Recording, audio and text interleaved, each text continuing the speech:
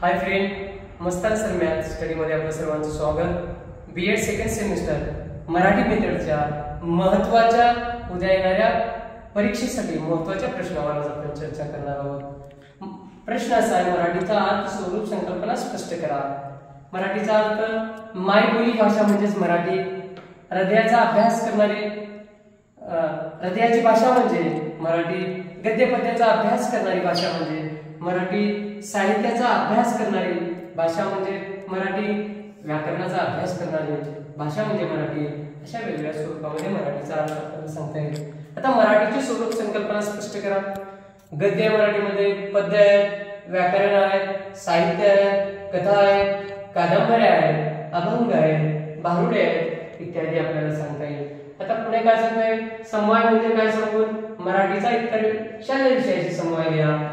मराठी गणित, मराठी इतिहास, मराठी भाषा, मराठी कार्यानुभव, मराठी चित्रकला, मराठी शारीरिक शिक्षण, मराठी नवशास्त्र इत्यादी आपल्याला इत्यादी मुद्द्याच्या आधारे समवाय सांगता येईल। आता मराठीतील विविध मूल्ये स्पष्ट करा असा प्रश्न ज्यावेळेस विचारला जातो त्यामध्ये समानता आहे, नियमितपणा आहे, पक्तशीरपणा आहे, काटेकोरपणा आहे, अचूकता आहे, आत्मविश्वास आहे, निरीक्षण आहे, बंधुभाव आहे, एकात्मता आहे, निष्कर्ष आहे इत्यादी मुद्द्यांच्या आधारे मराठीची मूल्ये आपल्याला स्पष्ट करता येतात।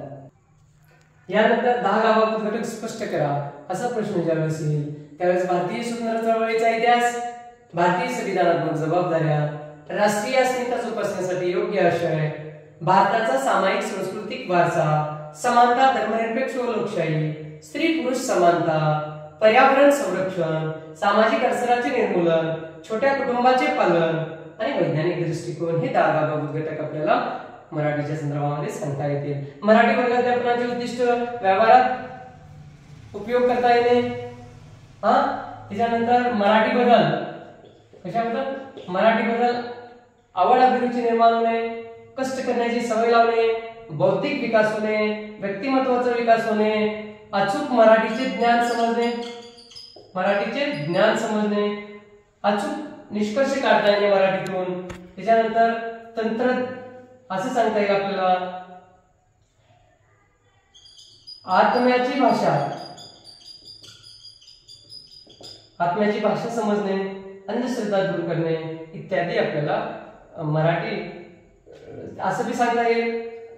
लिहिता येणे, व्यवस्थित लिहिता येणे, वाचता येणे,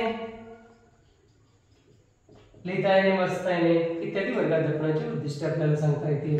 वार्षिक मराठी वार्षिक नियोजनाचे महत्त्व लिहा, पाठ नियोजनाचे महत्त्व लिहा, घटक नियोजनाचे महत्त्व लिहा, त्यामध्ये असे मुद्दे सांगता येईल। वेळेत अभ्यासक्रम पूर्ण करणे, मूल्यमापन, स्वशाल्य उपक्रम, सर्वांगीण विकास, उद्दिष्ट पूर्ण करणे, वेळेची बचत करणे, शिक्षकाला दिशा देणे, खेळाचे नियोजन, कामाला गती प्राप्त होणे इत्यादी वार्षिक नियोजन किंवा पाठ नियोजनाचे महत्त्व, आवश्यकता, गरज आपल्याला सांगता येईल। आता त्यानंतर आहे विविध तंत्रे, मराठीचे विविध तंत्रे स्पष्ट करा। प्रश्नतंत्र, स्पष्टीकरण तंत्र, नैदानिक तंत्र, उपचारात्मक तंत्र इत्यादी तंत्रावर 10 मार्काचा सेपरेट सुद्धा प्रश्न येऊ शकतो।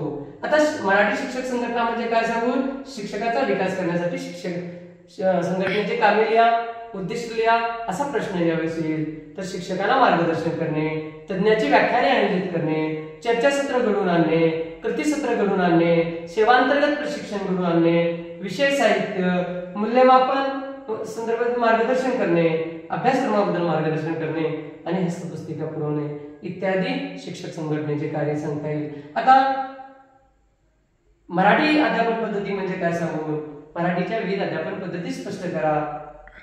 त्यामध्ये प्रवास पद्धत आहे, व्याख्यान पद्धत आहे, चर्चा पद्धत आहे, प्रकल्प पद्धत आहे, प्रायोगिक पद्धत आहे, दिग्दर्शन पद्धत आहे, अवगामी पद्धत आहे, उद्गामी पद्धत आहे, कथन पद्धत आहे, स्पष्टीकरण पद्धत आहे इत्यादी पद्धतीच्या माध्यमातून आपल्याला अध्यापन करता येतं मराठीचं। आणि या पद्धतीवर आधारित सेपरेट एक 10 मार्कासाठी सुद्धा प्रश्न येऊ शकतो, तिची सुद्धा तुम्हाला तयारी करावी लागते। चॅनलला सबस्क्राईब केलं नसेल तर सबस्क्राईब करा, जास्तीत जास्त शेअर करा आणि व्हिडिओला लाईक सुद्धा करा आणि चॅनलशी जोडून राहा, कारण उद्या होणाऱ्या टेट, टीएटी आणि सीईटीच्या संदर्भात तुम्हाला अभ्यासक्रमावर आधारित सविस्तर असे व्हिडिओ तुम्हाला घर बसल्या पाहता येतात. धन्यवाद.